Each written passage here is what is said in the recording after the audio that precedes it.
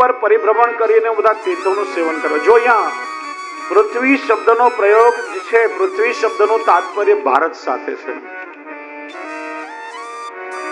પૃથ્વીના નામ પરથી આ ધરાનું નામ પૃથ્વી થયું છે. શ્રી મહાપ્રભુજીની ભારત યાત્રાને પણ આપણે પૃથ્વી પરિક્રમા કહીએ છીએ. જે તીર્થો અહીંયા બતાવ્યા, પુષ્કરમ ચ પ્રયાગમ ચ કાશીમ ગોદાવરી તથા હરિક્ષેત્રમ કુરુક્ષેત્ર, બધું જ ભારતમાં આવેલું છે. એક પણ તીર્થ ભારતની બહાર નથી. નારદજી એવું નથી કહ્યું પેરિસમ ચ ન્યુયોર્કમ ચ. પૃથ્વી શબ્દનું તાત્પર્ય ભારતની સાથે છે. પૃથ્વી ઉત્તમ છે, અર્થાત આ ભારત દેશ પ્રભુની ભક્તિ કરવા, સેવા કરવા, સત્સંગ કરવા માટે ઉત્તમ છે એવું માની અહીંયા આવ્યો અને એક એક તીર્થોનું વિચરણ કર્યું. અને જયારે અહીંયા વ્રજમાં યમુનાજીના કિનારે આવ્યો, મેં એક વિચિત્ર દ્રશ્ય જોયું. એક દુઃખી મનવાળી યુવાન સ્ત્રી પોતાની પાસે સૂતેલા બે વૃદ્ધોને વારંવાર જગાડવાનો પ્રયત્ન કરે. વચ્ચે વચ્ચે પેલા જાગે, પાછા છે તેને ઢળી પડે. નારદજી કે મને આશ્ચર્ય થયું. પાસે જઈને મેં પરિચય માંગ્યો, દેવી તમે કોણ છો? ત્યારે એને પોતાનો પરિચય આપ્યો છે. જો નારદજી કહે છે, પૃથ્વી પર વિચરણ કરતા કરતા આ કલિયુગના દોષો મેં ચારે તરફ જોયા છે.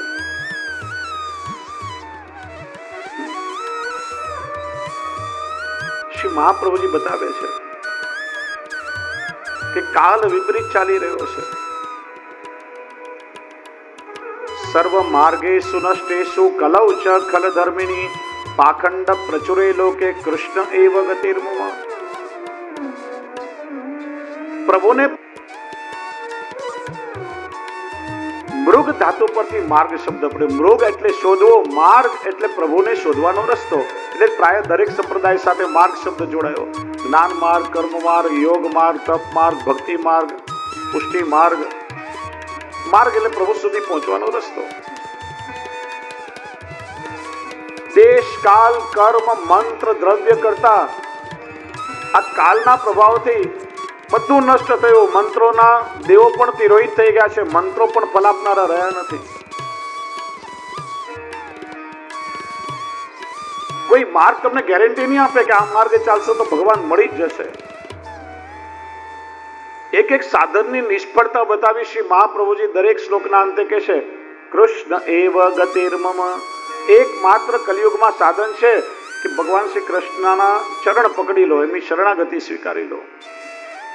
એમની કૃપાથી જ તમારો ઉદ્ધાર થશે. બીજું કોઈ સાધન કલિયુગમાં છે જ નહીં. એટલા માટે તો શ્રી મહાપ્રભુજીએ આ કૃષ્ણ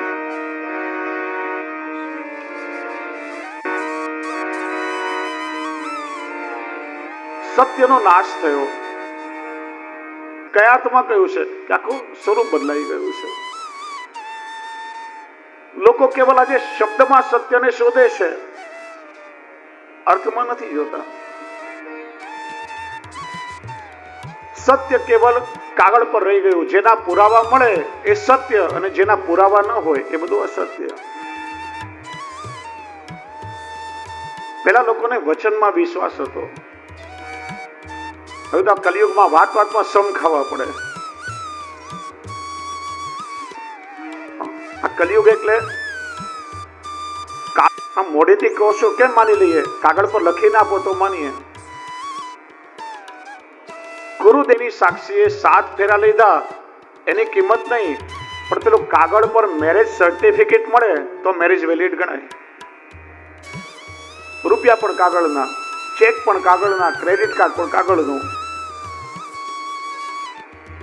માણસ મરી ગયો હોય એનું પ્રમાણપત્ર એ કાગળનું. જીવતો માણસ કદાચ પોતાનું ડેડ સર્ટિફિકેટ લઈને આવે તો લોકો એને મરેલો માની લે.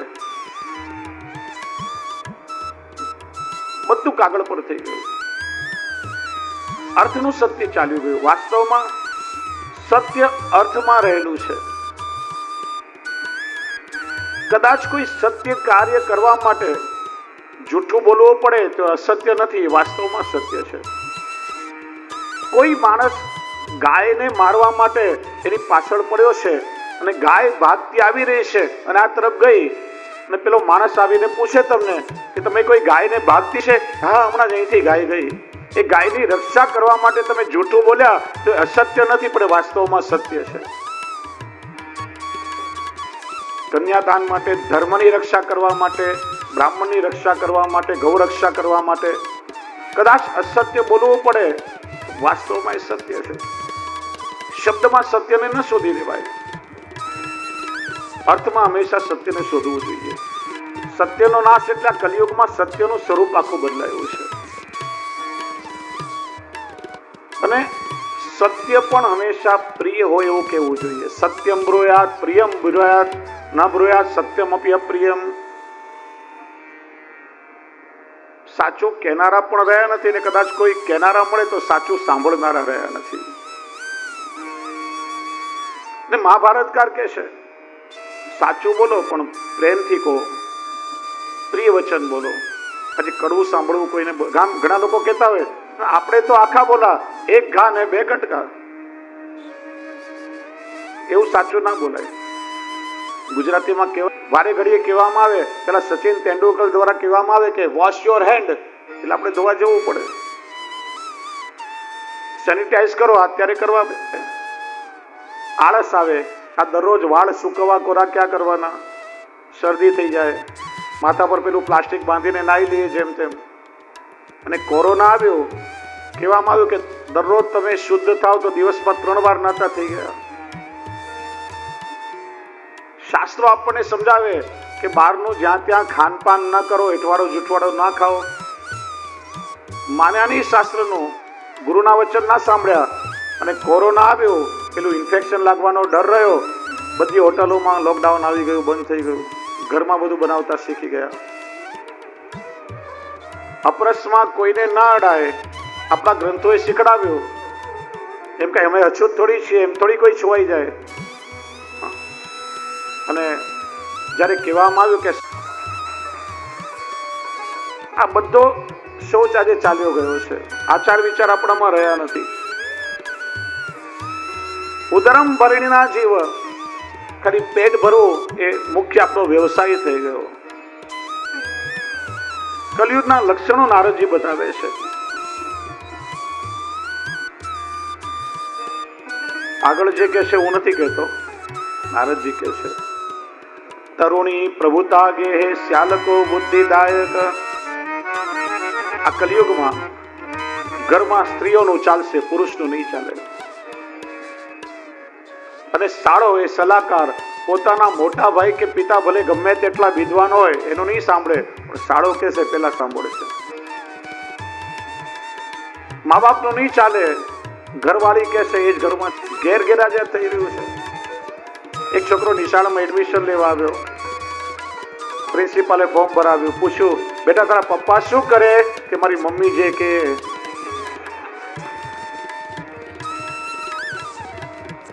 કલિયુગના લક્ષણો બતાવ્યા છે.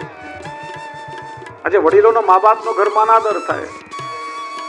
આજથી 15 વર્ષ પહેલા વહુઓ બધી સાસુથી ડરતી હતી અને આજે લગભગ દરેક સાસુ પોતાની વહુઓથી ડરે છે. સાચી વાત કે ખોટી વાત? ઘરની આ સ્થિતિ છે. તે ભાગવતજીમાં કલિયુગનું વર્ણન બતાવ્યું છે. નારદજી કહે છે કે આ કલિયુગના બધા દોષ જોતા જોતા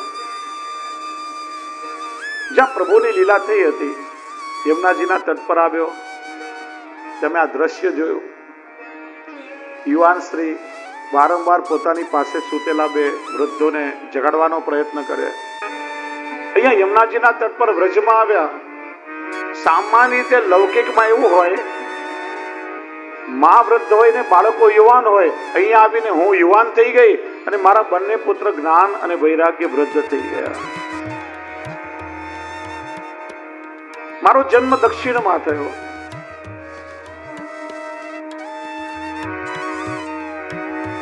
કર્ણાટકમાં મને સન્માન મળ્યું. મહારાષ્ટ્રમાં મારો આદર થયો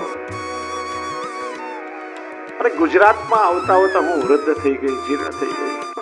ખૂણામાં કોઈ પણ દેશમાં સાઉથ ઇન્ડિયન ટેમ્પલમાં જાઓ, દેશમાં સાઉથ ઇન્ડિયન ટેમ્પલમાં જાઓ, બહેનો સાડી વગર ક્યારે પણ નહીં જાય, પુરુષો લુંગી કે ધોતી વગર પ્રવેશ નહીં કરે. અને આપણા ગુજરાતીઓ હાફ પેન્ટ પહેરીને દર્શન કરવા જાય. મહારાષ્ટ્રમાં, મુંબઈમાં પણ દરેક હવેલીમાં મારે બોર્ડ લખવા પડ્યા છે કે ટૂંકા કપડામાં કોઈએ પણ મંદિરમાં પ્રવેશ ના કરવો. આ ધર્મનો કેટલો હ્રાસ આપણે લોકો કરી રહ્યા છીએ. આજે ઘણીવાર વૈષ્ણવ આજ્ઞા લેવા આવે, જે વહુઓને સાડી પહેરતા ફાવતું નથી, આ ડ્રેસ પહેરીને સેવાની આજ્ઞા આપો. કઈ રીતે? કમસે કમ એ આગ્રહ આપણે લોકો છોડી દેશું તો કેમ ચાલશે?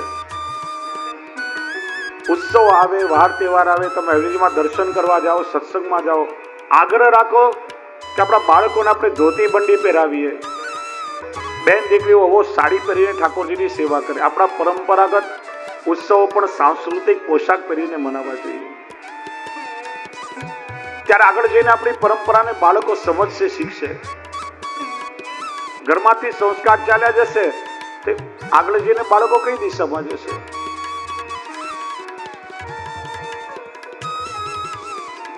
કોઈ પણ શીખ પાઘડી વગર ગુરુદ્વારામાં નહીં જાય. મુસલમાન ટોપી થઈ ગઈ છે. પણ ટીકાકારોએ બહુ સુંદર અર્થ કર્યો. આજે આપણે લોકો જોઈએ છીએ ગુજરાત અને ગુજરાતીઓમાં ભલે ક્રિયાઓ થોડી બગડી હોય, પણ અંદરથી જે ભાવ અને ભક્તિ છે એ બીજે એટલી જોવા નથી મળતી. તો ગુજરાતમાં આવીને ભક્તિ જીર્ણ થઈ એનો અર્થ શું? આપણી ભાષામાં માટીનું ઢેફું લઈએ, એક માટીનો ટુકડો લઈ એમાંથી ધીરે ધીરે તમે માટી ખેરવો, એવું કહેવાય કે આ માટીનો દડો જીર્ણ થઈ રહ્યો છે, પણ એમાંથી ખરેલી માટી ત્યાં કણ કણમાં વ્યાપ્ત થઈ જાય. એમ ગુજરાતમાં આવીને ભક્તિ વૃદ્ધ થઈ, એનો અર્થ કે ગુજરાતના કણ કણમાં આવીને ભક્તિ વ્યાપ્ત થઈ ગઈ છે. અને બાળક અવસ્થા હોય તો ચંચલતા રહેજો, ક્યાર નામ કેમ આટા મારે છે, બાળક શાંતિથી બેસી ના શકે. યુવાવસ્થામાં એ ચંચલતા હોય, આ કામ યાદ આવ્યું, કોઈને ફોન કરવો છે, ઉભા થઈને ઘડી ઘડી આટા મારે. પણ ગડપણમાં, વૃદ્ધાવસ્થામાં હાથ પકડીને ઉભા કરવાવાળું કોઈ ન હોય ત્યાં સુધી માણસ ઉભા ના થાય, સ્થિર થઈ જાય. એમ ગુજરાતમાં આવી અને ભક્તિ જીર્ણ થઈ અને કે છે ને, વૃદ્ધાવસ્થામાં જે માવતરની સેવા કરે ને એને મા બાપનો વારસો મળે. અમારા સૌરાષ્ટ્રના ખેડૂતો ભલે ભણેલા નહીં પણ ગણેલા ખરા, અનુભવી. અમારે ત્યાં એક બાપા સેવા કરતા હતા. 25 વીઘા જમીન, 4 દીકરાઓ એમને. હમણાં જ હરિશરણ થયા અમદાવાદમાં દીકરાને ત્યાં. 4 દીકરાઓ જમીન માટે બાંધ્યા, ઝઘડા કર્યા. ત્યારે 5-5 વીઘા જમીન 4 દીકરાઓને સરખે ભાગે વેચી આપી અને 5 વીઘા મરણ મૂડી તરીકે પોતાની પાસે રાખી અને વિલમાં લખ્યું કે જે દીકરા મારી સેવા કરશે એને આ 5 વીઘા મળશે. એ 5 વીઘાની લાલચમાં 4 દીકરાઓએ સેવા કરી. પછી અમારા વડીલો કહેતા હંમેશા, બહુ સમજવાની હોય છે કે પોતાની હયાતીમાં પોતાના બાળકોને ના આપી દો, આપણા પછી એમને મળવાનું જ છે.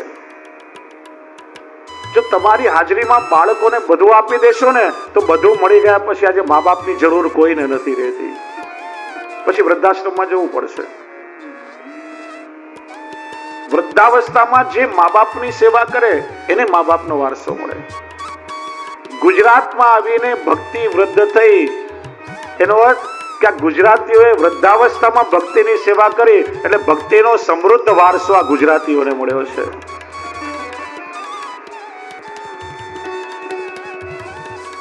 ભક્તિ કે છે, નારદજી કૃપા કરી મારા દુઃખનું કારણ બતાવો. હું વ્રજમાં આવીને જુવાન થઈ ગઈ, મારા બંને બાળકો જ્ઞાન અને વૈરાગ્ય વૃદ્ધ થઈ ગયા. નારદજી કે ભક્તિ આ વ્રજની ભૂમિનો પ્રભાવ છે. આ વ્રજની ભૂમિ એવી છે, સર્વત્ર અહીંયા તો ભક્તિનું નર્તન છે. ધન્યમ વૃંદાવનમ તેના ભક્તિ નૃત્યથી અત્ર છે. અહીંયા જ્ઞાન અને વૈરાગ્યની આવશ્યકતા જ નથી. પ્રસંગ આવે છે ને કે મીરાબાઈ વૃંદાવનના એક મંદિરમાં ગયા થોડાક સાધુઓ સંન્યાસીઓ એમાં હતા. કોઈ અંદરથી કહ્યું બહાર નિકલ જાઓ, हम साधु हैं, हम स्त्रियों का मुंह भी नहीं देखते हैं. मीराबाई કહ્યું अरे मैं तो समझती थी कि यहाँ ब्रज में मेरा कृष्ण ही केवल पुरुष है और बाकी सारी गोपियां ये दूसरा पुरुष ब्रज में कहां से आया. ત્યારે સંતે ક્ષમા માગી, મારો અપરાધ ક્ષમા કરો. આ બ્રજની ભૂમિનો પ્રભાવ છે. આજે પણ વ્રજ સંસ્કૃતિ કૃષ્ણ સંસ્કૃતિ કહેવાય છે. આજે પણ આપણે વ્રજમાં જઈએ તો કૃષ્ણની લીલાના સ્પંદનોનો અનુભવ થયા વગર ના રહે. વૃક્ષે વૃક્ષે વેણુધારી, પત્રે પત્રે ચતુર્ભુજ. આજે પણ વ્રજમાં જઈએ, મન પ્રભુમાં લગાડો તો આજે પણ કૃષ્ણની વાંસળીનો સ્વર સંભળાય વગર ના રહે.